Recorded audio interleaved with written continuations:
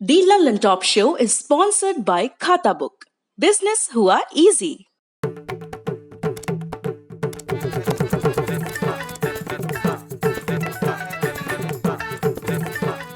झंझट से मुक्ति, खाता बुक से दोस्ती। खाता बुक, बिजनेस हुआ इजी।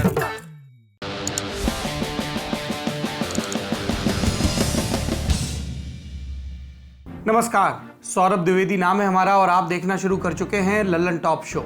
आज के शो में फिर से बात करेंगे आंकड़ों की, सरकारी आंकड़े और जमीनी आंकड़े, और इनमें जो फर्क दिख रहा है उसके बारे में बात करेंगे, क्योंकि सरकारों के लिए प्रायः हम और आप सिर्फ एक आंकड़ा ही होते हैं। साथ ही बताएंगे गोवा का हाल, जहां पिछले 4 दिनों में 74 लोगों की मौत हो चुकी है ऑक्सीजन की कमी के चलते। शो में सबसे पहले दिन का वीडियो। हमारे सामने एक अदृश्य दुश्मन है और ये दुश्मन बहुरूपिया भी है, और इस दुश्मन के कारण, इस कोरोना वायरस के कारण हम अपने बहुत से करीबियों को खो चुके हैं। बीते कुछ समय से जो कष्ट देशवासियों ने सहा है, अनेकों लोग जिस दर्द से गुजरे हैं, तकलीफ से गुजरे हैं, वो मैं भी उतना ही महसूस कर रहा हूं। देश का प्रधान सेवक होने के नाते आपकी हर भावना का मैं सहभागी हूं। कोरोना की सेकंड वेव से मुकाबले में संसाधनों से जुड़े जो भी गतिरोध थे, वो तेजी से दूर किए जा रहे हैं। युद्ध स्तर पर काम करने का प्रयास हो रहा है। आज प्रधानमंत्री नरेंद्र मोदी ने किसानों के खाते में किसान सम्मान निधि की ताजा किस्त भेजी।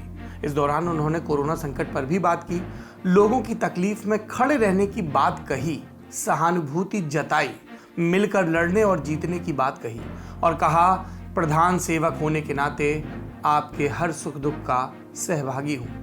लेकिन प्रधानमंत्री ने यह नहीं बताया कि तमाम चेतावनियों के बावजूद इतनी ढिलाई क्यों बरती गई, आखिर क्यों समय रहते तैयारियां नहीं की गई, आखिर क्यों महामारी के बीच कोरोना प्रबंधन के बजाय राजनीतिक प्रबंधन होता रहा, धार्मिक जल से होते रहे। ये दिन के वीडियो की बात थी। अब सुर्खियों की तरफ चलते हैं। पहली सुर्खी में बात कोरोना से जुड़े आंकड़ों की। बीते 24 घंटे में 3,43,144 नए मामले सामने आए सरकार के मुताबिक, और 4,000 लोगों की मौत हुई। इस दौरान 3,44,776 लोग ठीक भी हुए। एक आंकड़ा वैक्सीनेशन का भी है। पिछले 1 महीने में वैक्सीनेशन की रफ्तार कम हुई है। कितनी कम, ये आप इस ग्राफिक से समझिए। अप्रैल के शुरुआती दिनों में जितनी वैक्सीन लग रही थी, मई के शुरुआती दिनों में उसकी आधी लग रही है, और ये तब हो रहा है जब वैक्सीनेशन सेंटर्स पर लोगों की लाइन लगी है और कोविन पोर्टल पर सेकंडों में स्लॉट बुक हो जाते हैं। दूसरी सुर्खी यूपी से। उत्तर प्रदेश के चित्रकूट जेल में हुई फायरिंग में 3 लोगों की मौत हो गई। हाल में सुल्तानपुर जेल से चित्रकूट में शिफ्ट किए गए अंशु दीक्षित ने दोपहर में फायरिंग की, जिसमें मुकीम और मिराज की मौत हो गई। मुकीम उत्तर प्रदेश का इनामी गैंगस्टर था। आज तक की रिपोर्ट के मुताबिक चित्रकूट प्रशासन का कहना है कि अंशु दीक्षित ने मुकीम और मिराज अली को मारने के बाद 5 कैदियों को बंधक बना लिया था। इस दौरान जेल प्रशासन ने अंशु से कैदियों को छोड़ने की अपील की। अंशु नहीं माना। फिर पुलिस और अंशु के बीच मुठभेड़ हुई, इसमें अंशु मारा गया। इस मामले को लेकर यूपी के सीएम योगी आदित्यनाथ ने तत्काल महानिदेशक कारागार से रपट मांगी है।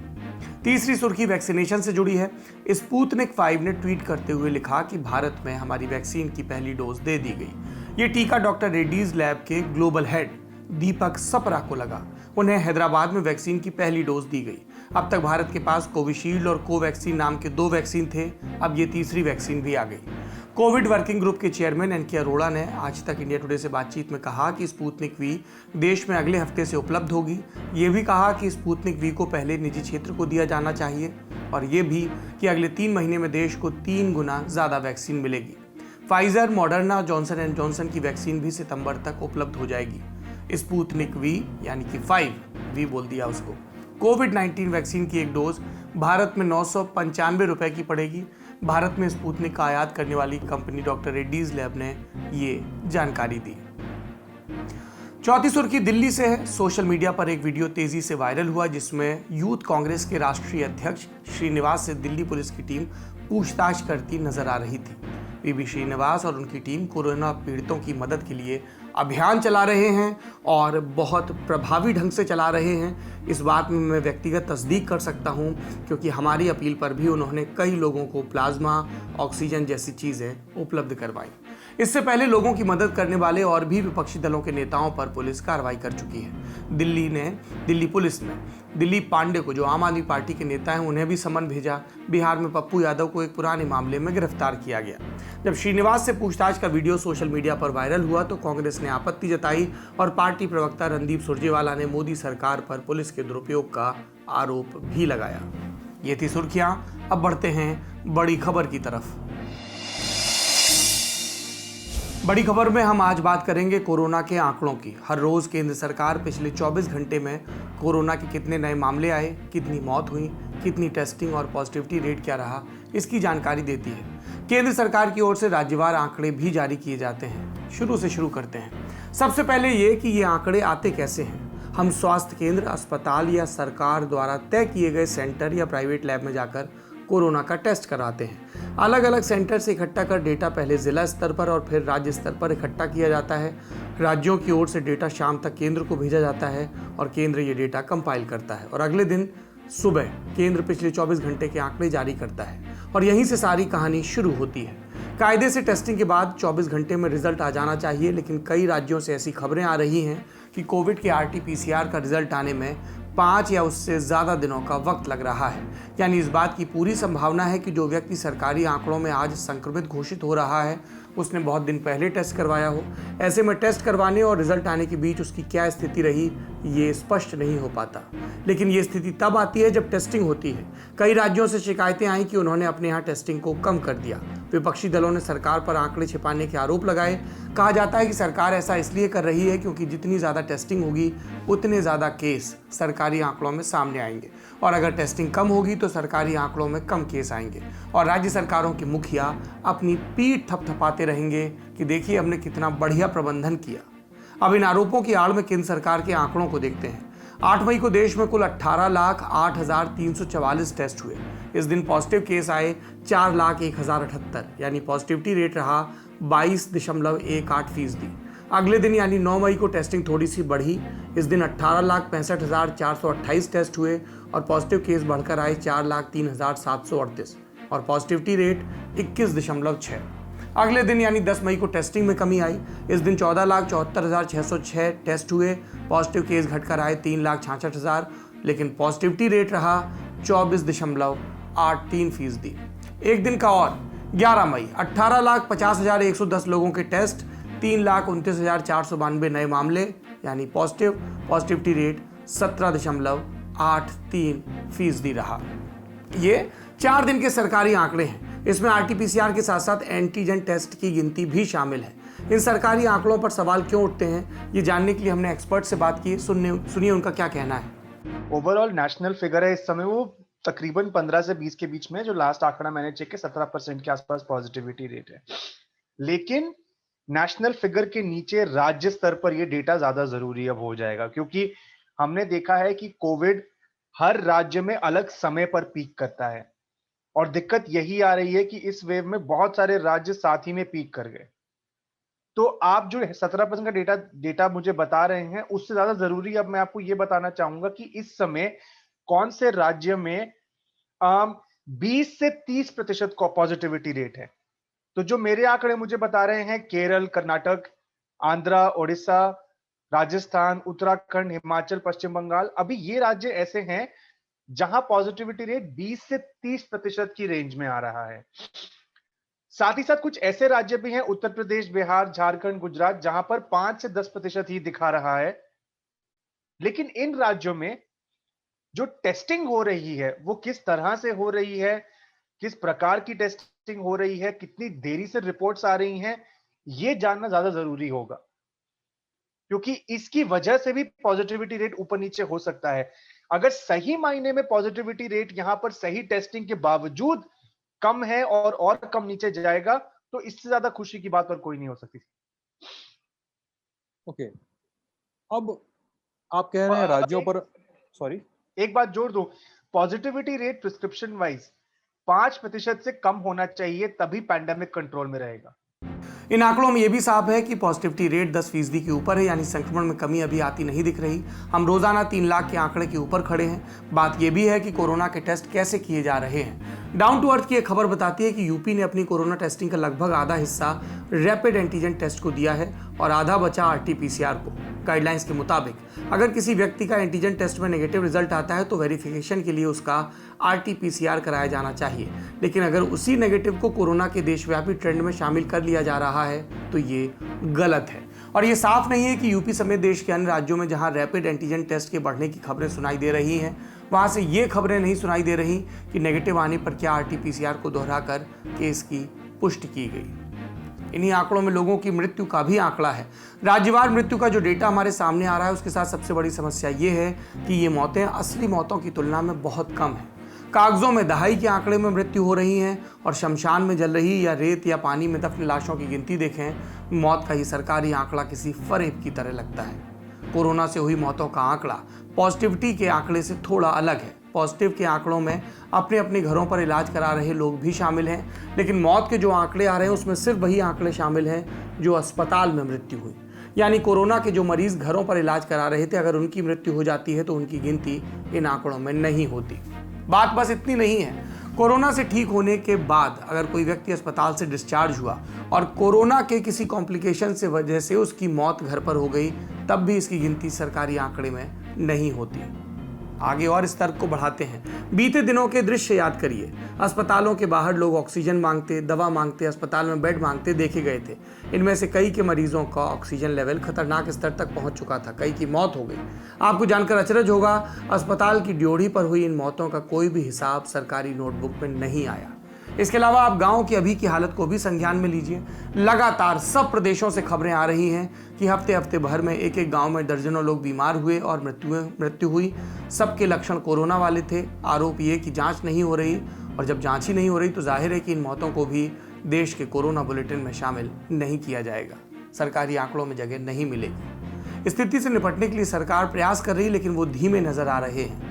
यूपी के उदाहरण से देखें तो एक अधिकारी बताते हैं कि सरकार धीमे धीमे गांव में पहुंच रही है, एंटीजन टेस्ट शुरू हो रहे हैं, RT-PCR नहीं हो पा रहे हैं, जिसमें लक्षण मिलते हैं उनका रिकॉर्ड बनाकर उन्हें ट्रैक किया जाता है, लेकिन सभी मृत्युओं को कंपाइल किया जाना अब भी एक समस्या है, ये भी अधिकारी मानते हैं।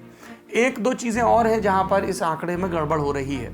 एक, कैसे सैंपल लिया जाता है। इस तरह की बातें सामने आई हैं कि सैंपल लेते वक्त जानबूझकर सावधानी नहीं बरती जाती और स्वैब लेने के लिए जब स्टिक अंदर डाली जाती है तो नाक के बीच से ही उसको वापस लौटा लिया जाता है, भीतर तक इंसर्ट नहीं किया जाता।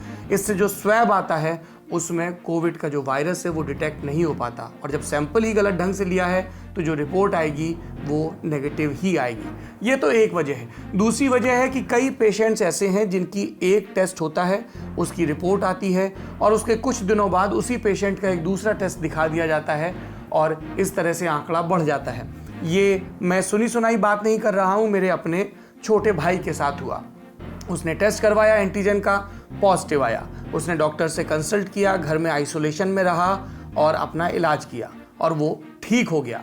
लेकिन बीते दिन उसके पास एक और एंटीजन टेस्ट की रिपोर्ट आती है जिसमें उसे नेगेटिव बताया गया, जबकि उसने दूसरा सैंपल नहीं दिया था। ये सिर्फ एक उदाहरण है, व्यक्तिगत है, व्यक्तिगत चीज़ों को डिस्कस करने से बचना चाहिए, लेकिन ये मौजूद है इस पूरी बातचीत के क्रम में।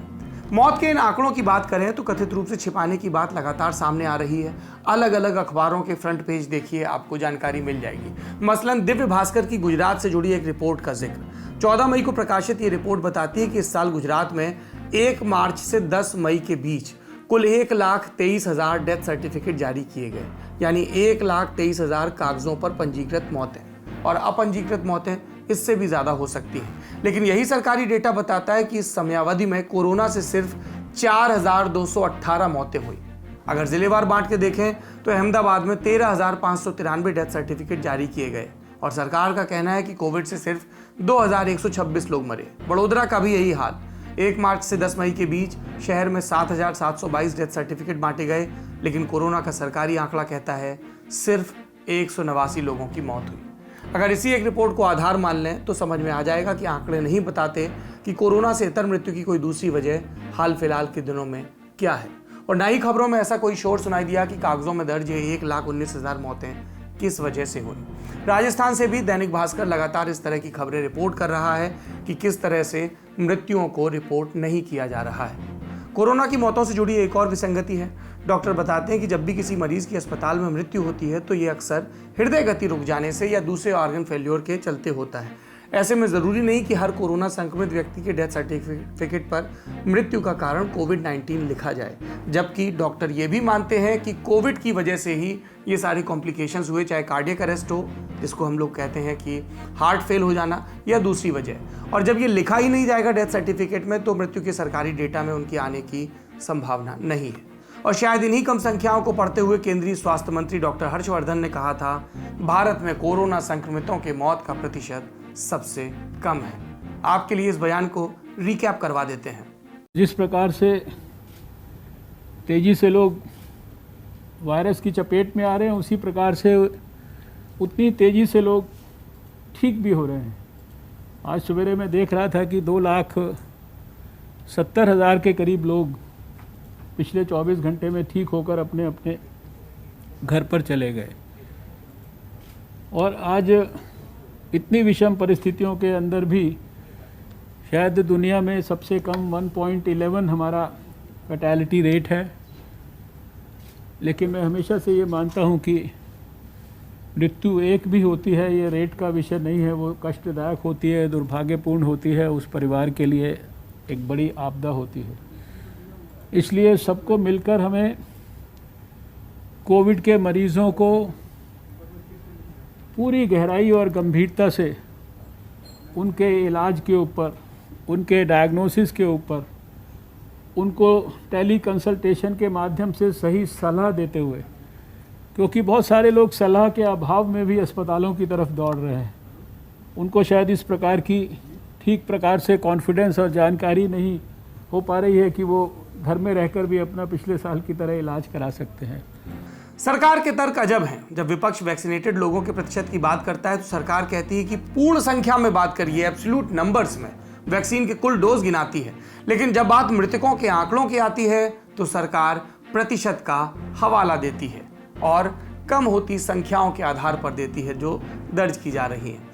अब बात रिकवरी की करते हैं। सरकार इसका भी आंकड़ा देती है कि कितने ठीक हुए या कितने डिस्चार्ज हुए। रोज आने वाले पेशेंट से ज़्यादा लोग ठीक हो रहे हों तो स्थिति ठीक मानी जाती है और एक गणितीय संतुलन भी रहता है। लेकिन जांच रिपोर्ट आने में ही हफ्ते भर लग रहे हों तो इस संतुलन को कितने भरोसे के साथ देखा जा सकता है। जब हमने तय किया कि हम इस विषय पर शो करेंगे तब हमने लोगों से भी पूछा। ललन टॉप को कई मेल आए। लोगों ने कहा कि पहले पॉजिटिव हुए, फिर बिना जांच कराए ही कुछ दिनों बाद फ़ोन और मैसेज आया कि अब नेगेटिव हो चुके हैं। मसलन सिद्धार्थ गोस्वामी, उनके मुताबिक हमने जब रैपिड टेस्ट कराया तो पॉजिटिव आया, हमें सरकारी अस्पताल से 14 दिन की दवा मिली, फिर 14 दिन बाद हमने फिर से टेस्ट कराने के लिए कहा तो उन्होंने कहा आपको सिम्टम नहीं है, टेस्ट की ज़रूरत नहीं है। छत्तीसगढ़ से अंशुमान मिश्रा में लिखते हैं कि हमारे यहाँ कोरोना टेस्ट सिर्फ एक बार हो रहा है और सबको 14 दिन क्वारंटीन रहने के लिए बोल दिया जाता है और बिना टेस्ट ही फिर लोगों को नेगेटिव डिक्लेयर कर दिया जाता है। गुरिंदर बधान लिखते हैं मैं 29 अप्रैल को पॉजिटिव हुआ और 11 मई को बिना टेस्ट कराए मेरी रिपोर्ट नेगेटिव आ गई। अधिकारी कहते हैं कि होम आइसोलेशन में जो लोग खुद से जानकारी नहीं देते और सरकार की तरफ से उनका फॉलोअप नहीं लिया जाता तो अक्सर उन्हें रिकवर्ड या डिस्चार्ज की श्रेणी में मान लिया जाता है। तो ये तो कुछ दर्शकों की राय थी। अब उनकी तरफ चलते हैं जो संख्याएं समझते हैं, उनसे समझते हैं कि कोरोना नंबर का पूरा गेम क्या है। कि जो डेली केसेस आ रहे हैं असल में वो केसेस की संख्या जमीन पर 10 से 20 गुना ज्यादा हो सकती है। तो उदाहरण के तौर पर अगर आज तकरीबन 3.5 लाख केस आए हैं तो ये रिपोर्टेड फिगर है, जो असल फिगर है वो 35 से 70 लाख नए केसेस का हो सकता है। अब इसमें दो तरह के केसेस हम मिस कर रहे हैं। एक तो वो केसेस जो एसिम्टोमेटिक है, जिन्होंने टेस्ट नहीं कराया, जो कभी पकड़ में नहीं आएंगे। ये पूरे विश्व में एक प्रॉब्लम थी। तो इसमें भारत कोई अलग नहीं है। तो ये बात, यहां तक बात समझ में आती है। लेकिन अगर केसेस इस वजह से मिस हो रहे हैं क्योंकि लोग टेस्ट नहीं करवा पा रहे हैं, या रिपोर्ट देरी से आ रही है, या टेस्टिंग की क्वालिटी खराब है, तो ये ज्यादा परेशान होने की वजह है। और इसमें भी राज्य स्तर में बहुत फर्क है। जिन राज्यों में मेडिकल इंफ्रास्ट्रक्चर बेहतर है वहां पे अंडर रिपोर्टिंग कम होगी। जिन राज्यों में मेडिकल इंफ्रास्ट्रक्चर जहां पे अच्छा है रादर, वहां पे अंडर रिपोर्टिंग कम होगी। जहां पे मेडिकल इंफ्रास्ट्रक्चर खराब है वहां अंडर रिपोर्टिंग ज्यादा होगी। तो इसी वजह से कुछ ऐसे राज्य हैं, बड़े राज्य हैं, जहां पे बहुत ज्यादा जनसंख्या है लेकिन मेडिकल इंफ्रास्ट्रक्चर कम है। वहां पर मेरा जो मानना है और जो एक्सपर्ट्स की भी राय है कि वहां अंडर रिपोर्टिंग ज्यादा हो रही है इस समय। अब ऐसे ही जो मृतकों की संख्या है उस पर भी सवाल है। लोग कह रहे हैं कि मृतकों की संख्या रिपोर्टेड संख्या से 2 से 5 गुना हो सकती है। अब उसके कारण आप लोग तो फील्ड रिपोर्ट्स कर रहे हैं, तो 2-3 बातें समझ में आती हैं। पहली बात, काफी लोग घर पे जिनकी मृत्यु हो जाती है कोई रिकॉर्ड नहीं होता उनका। इसमें भी राज्य स्तर पे बहुत फर्क है। अलग अलग राज्यों की अलग अलग क्षमता है रिकॉर्ड कीपिंग की। दूसरी बात कि देखिए, कोविड आपको हो गया लेकिन अंततः आपकी मृत्यु हार्ट अटैक से हुई, या अंततः आपकी मृत्यु कोई कोमॉर्बिडिटी से हुई, तो आपका रीजन ऑफ डेथ कोविड नहीं लिखकर वो कोमॉर्बिडिटी लिख दिया जाएगा। तो उसकी वजह से भी अंडर रिपोर्टिंग हो रही है। तो एक्सपर्ट्स का मानना है कि 2 से 5 गुना ज्यादा मृतक की संख्या हो सकती है बनिस्पत जो रिपोर्टेड फिगर है। तो अगर आज 4000 मृतकों की संख्या आई है तो जो असल संख्या है वो कहीं 8 और 20,000 के बीच हो सकती है। तो 2 लोग हैं, एक प्रोफेसर आशीष झा हैं यहाँ ब्राउन यूनिवर्सिटी में, और डॉक्टर ब्रह्मार मुखर्जी हैं मिशिगन में। तो ये दोनों एपिडेमियोलॉजिस्ट, मतलब ये दोनों बहुत ही जाने माने नाम है। और भी ऐसे एपिडेमियोलॉजिस्ट हैं, मॉडलर्स हैं जो काम कर रहे हैं इस फील्ड में। लेकिन अगर आप पिछले साल से ही देखें, जो जितने भी एक्सपर्ट्स इस पे बात कर रहे हैं वो कहीं ना कहीं इसी आंकड़े में आके रुक रहे हैं। कोविड टेस्टिंग में और आंकड़ों में ये गड़बड़ी हमें किस दिशा में ले जा रही है और सही संख्या क्या होनी चाहिए, ये भी जान लीजिए विशेषज्ञ की जबान से। दिक्कतें सबसे बड़ी होने वाली हैं, क्योंकि अगर मान लीजिए इसके बाद की कोई लहर आती है, या अभी ये जब बाकी राज्यों में जाना शुरू करेगा, जैसे कि हम साउथ में, ईस्ट में, बंगाल में, बाकी जगह नंबर्स बढ़ते देख रहे हैं, तो अगर राज्य सरकारों को ने इसे रेगुलेटर की तरह इस्तेमाल करना शुरू किया कि हमने संक्रमण कम करके दिखाया, तो सबसे बड़ी चुनौती ये होगी कि हम अचानक बड़े पैमाने पर बीमारी नहीं रोक पाएंगे, ना हम संसाधनों को पहुंचा पाएंगे। भारत में बड़ी चुनौती पिछले 1 साल के दौरान सिद्धांत हमने ये देखी है कि इंफ्रास्ट्रक्चर है, दवाएं हैं, ऑक्सीजन है, पर हमारे पास वर्कफोर्स नहीं है। वर्कफोर्स थक चुकी है। और आज जब कोविड की महामारी गांव की तरफ फैल रही है तो आपके पास डॉक्टर्स नहीं है, गांव में इलाज करने के लिए दवा बांटने की व्यवस्था करने वाले लोग नहीं है। ये ज्यादा जरूरी है कि हमें और क्लोज मॉनिटरिंग करें, ताकि हमें जान सके कि कौन से भविष्य के कंटेनमेंट जोन है, कौन से भविष्य के हॉट जोन है, और वहां हम बहुत फ्रीक्वेंटली प्लानिंग करके दिखा सके। इसीलिए जो डैशबोर्ड मॉडल होता है ना कोविड के मैनेजमेंट का, जिसे पूरी दुनिया के कई देशों ने अपनाया, कि जहां एक सेंट्रलाइज्ड डैशबोर्ड होता है, एक स्टेट डैशबोर्ड होता है, एक डिस्ट्रिक्ट का डैशबोर्ड होता है, उस पर बहुत सारे डेटा उस स्ट्रेटेजिक प्लानर को दिखते हैं कि साहब ये जिला कल तक जो था, यहाँ पर आरटीपीसीआर में जो लोग थे वो सीरियस संक्रमण वाले लोगों का प्रतिशत कम था, लेकिन आज अचानक बढ़ गया है। तो इसका मतलब है कि यहाँ पे हमें ज्यादा चीजें एफर्ट करने पड़ेंगे लोगों को जानने के लिए। तो वो सारी प्लानिंग ही गड़बड़ा जाएगी। यही तो मैं कह रहा हूँ, जो कह रहे हैं भविष्य का खतरा, यही खतरा है सिद्धांत की। पहले वेव में हमने यही किया, हमने भविष्य का खतरा आंकड़ों से नापा ही नहीं, जबकि सीरो सर्वे हमारे मेज पर रखा था जो बता रहा था कि मार्च में भारत में इन्फेक्शन 21% बढ़ चुका है। अब वो इन्फेक्शन कौन सा था? वो इन्फेक्शन, सीरियस इन्फेक्शन वाले लोग कितने थे, सामान्य इन्फेक्शन वाले कितने लोग थे, ये हमें नहीं पता था। और इसीलिए मार्च में हमें पता चला कि देश के बड़े शहरों में सीरियस इन्फेक्शन वाले लोग पहली लहर की तुलना में 10% की तुलना में 30% हो गए, 35% हो गए। और फिर ऑक्सीजन की मारामारी मची और लोग सड़क पर मरने लगे, और हमने बहुत ही विकराल और भयानक परिस्थिति देखी। देखिए, ये गलती बराबर की जा रही है। कोरोना महामारी से आप जीतना और हार का कोई सवाल नहीं, महामारी तो आपके सामने मौजूद है और ये लंबे समय तक रहेगी। महामारी का प्रबंधन और प्रिवेंशन जरूरी है, जो बगैर सही डेटा असेसमेंट के, बगैर सही ढंग से आंकड़ों को ईमानदारी से स्वीकार किए बगैर हो ही नहीं सकता। और सरकारें आंकड़े छिपाकर, वास्तविक रूप से जांच ना करके, जांच को कम करके सिर्फ हमें खतरे की तरफ धकेल रही और बड़े खतरे की तरफ धकेल रही, इसके अलावा कुछ नहीं। अब बात गोवा की। छोटा सा खूबसूरत प्रदेश, जब कोरोना की दूसरी लहर आई और सब कुछ बंद हो रहा था, ऐसे मुश्किल समय में भी गोवा लोगों का पसंदीदा टूरिस्ट डेस्टिनेशन बना था। लेकिन आज हम आपको गोवा के टूरिस्ट स्पॉट नहीं, अस्पतालों की दुर्दशा दिखाने जा रहे हैं। ये वीडियो देखिए।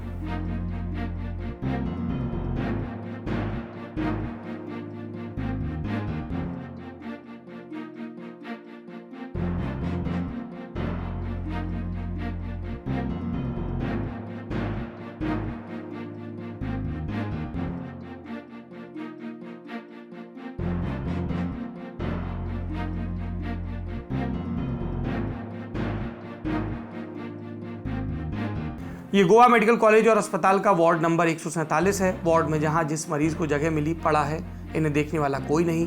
कोविड वार्ड के अंदर मरीज अपने रिश्तेदारों के भरोसे हैं। अस्पताल में ऑक्सीजन की कमी से लगातार मरीजों की मौत हो रही है। जब इंडिया टुडे की टीम इस जगह पहुंची जहां सिलेंडर के जरिए ऑक्सीजन अस्पताल के अंदर पहुंचाई जा रही थी, उस समय वहां लोकल पुलिस आई और मीडिया से जगह छोड़ने के लिए कहा। मेडिकल कॉलेज के डीन डॉक्टर शिवानंद बांडेकर से जब इस अव्यवस्था के बारे में सवाल पूछा गया तो बिना जवाब दिए चल दिए और सुरक्षा कर्मियों ने टीम को शूट करने से रोक दिया। व्यवस्था सुधारने के बजाय अव्यवस्था को उजागर होने से रोकना और छिपाना सिस्टम का, सरकारों का सबसे प्रिय काम है। लेकिन कुछ चीजें नहीं छिपाई जा सकती, बाहर आ ही जाती है। जैसे ये खबर आई कि गोवा मेडिकल कॉलेज में रात 2 बजे से सुबह 6 बजे के बीच करीब 15 लोगों की मौत हो गई और आधिकारिक दावों के उलट मौत की वजह परिजन दावा कर रहे हैं कि ऑक्सीजन की किल्लत है। हम फिर से ऑक्सीजन की किल्लत शब्द का इस्तेमाल क्यों कर रहे हैं? क्योंकि गोवा में ऑक्सीजन की किल्लत से मौतों की लगातार खबरें आ रही हैं। ये बताती है कि इससे पहले ऑक्सीजन की कमी से 11 मई को 26, 12 मई को 20 और 13 मई को 15 लोगों की मौत हुई और आज फिर से 13 लोगों की। 4 दिन में 74 लोगों की जान ऑक्सीजन की कमी से गई। 4 दिन में ये 74 लोग सिर्फ एक आंकड़ा बनकर रह गए। दिन बीतता गया, लोगों की मौत होती गई और वो भी तब जब हाईकोर्ट ने राज्य सरकार से ये सुनिश्चित करने के लिए कहा कि किसी की भी जान ऑक्सीजन की कमी से न जाए। और सरकारें कर क्या रही हैं? 11 मई को राज्य के मुख्यमंत्री प्रमोद सावंत ने कोरोना वार्ड का दौरा किया, फिर शाम को अस्पताल के अधिकारियों के साथ मीटिंग और फिर दिया बयान कि ऑक्सीजन आने में देरी की वजह से हॉस्पिटल में सप्लाई बाधित हुई। हालांकि ये नहीं कहा जा सकता कि मौत इस वजह से हुई। इसके बाद राज्य के स्वास्थ्य मंत्री विश्वजीत राणे का बयान भी आया। उन्होंने कहा कि मेडिकल कॉलेज को सोमवार को 1200 जंबो ऑक्सीजन सिलेंडर की जरूरत थी, मिले सिर्फ 400, जिसकी वजह से कमी हुई। मेरी समझ से मुख्यमंत्री को सोमवार रात 2 बजे से मंगलवार सुबह 6 बजे के बीच हुई मौत के कारण की जांच करानी चाहिए। जिन 3 नोडल ऑफिसर्स को मेडिकल कॉलेज पर नजर रखने की जिम्मेदारी दी गई थी, उनसे सवाल पूछना चाहिए। हाईकोर्ट चाहे तो एक्सपर्ट कमेटी बनाकर जांच करे। तो आपने देखा, कमी सबने स्वीकारी, किसी ने नहीं स्वीकार किया कि इस कमी ने लोगों को मारा। मुख्यमंत्री और मंत्री के बयान कुछ विरोधाभासी लगे, लेकिन उससे आगे भी कुछ नहीं। लेकिन आगे कुछ हुआ है। सरकार ने कमेटी बना दी और इस कमेटी को टास्क दिया कि अस्पताल को मिलने वाली ऑक्सीजन सप्लाई पर नजर रखे, दिक्कतों को उजागर करे। इस कमेटी में आईआईटी के डायरेक्टर बीके मिश्र, गोवा मेडिकल कॉलेज के पूर्व डीन वीएन जंदल और शहरी विकास विभाग के सचिव तारिक थॉमस शामिल हैं। कमेटी को 3 दिनों में रिपोर्ट देनी है। जांच हो रही है, दावे हो रहे हैं, लोग आंकड़ों में तब्दील हो रहे हैं। एक और रपट आएगी और उसका क्या हश्र होगा, पिछली रपटों को याद करके आप सुकून से सो सकते हैं। सुकून से सोइए, सुकून से जागिए और सुकून बना रहे आपका और आपका परिवार का। इसलिए आप अपनी जिम्मेदारी निभाइए। सरकारें अपनी जिम्मेदारी कैसे निभा रही हैं हम सब देख रहे हैं। सुरक्षित रहिए, जब भी मौका लगे टीकाकरण ज़रूर करवाइए, अफवाहों से बचिए, मास्क का इस्तेमाल हर हाल में करिए, अपना और अपनों का ख्याल रखिए। शुभ रात्रि। और हाँ, एक ज़रूरी चीज़, आज कई पर्व हैं, कई त्यौहार हैं। आप सब मानने वालों को ईद की मुबारकबाद, अक्षय तृतीया की शुभकामनाएं, परशुराम जयंती की भी शुभकामनाएं। कितना समाज में गड़बड़ है, इसका उदाहरण यूँ समझिए कि जब हमने ईद की मुबारकबाद लिखी तो कई लोग कमेंट में आके लिखने लगे कि अक्षय तृतीया पर क्यों नहीं बोल रहे, और चूंकि मेरे नाम के आगे सौरभ की द्विवेदी लगा है तो परशुराम जयंती पर अतिरिक्त जोर था। कोई अक्षय तृतीया की बधाई देने के लिए घेर रहा है कि सिर्फ ये क्यों दी, कोई किसी और के लिए। ऐसी घेराबंदी पिछले दिनों दुनियादारी में भी हुई थी, जब पहले दिन बताया अल-अक्सा मस्जिद, जेरूसलम के पूरे विवाद के बारे में, फिर दूसरे दिन आयरन डोम के बारे में बताया तो कई लोग आकर कहने लगे कि हमास को आपने आतंकवादी संगठन कैसे कह दिया, चरमपंथी कैसे कह दिया। तो सबके अपने अपने पाले हैं, सब अपनी अपनी सहूलियतों के हिसाब से लांछन लगाते रहते हैं। लेकिन अपना ईमान दुरुस्त रखिए, अपने राम आगे बढ़ते जाएंगे। पर्व त्योहार मनाइए, सावधानी के साथ, सुरक्षा के साथ मनाइए। और बाकी जो हमारे मित्र ईद मना रहे हैं या दूसरे त्यौहार मना रहे हैं, हालात सामान्य होने पर उनसे बाकायदा भोज लिया जाएगा।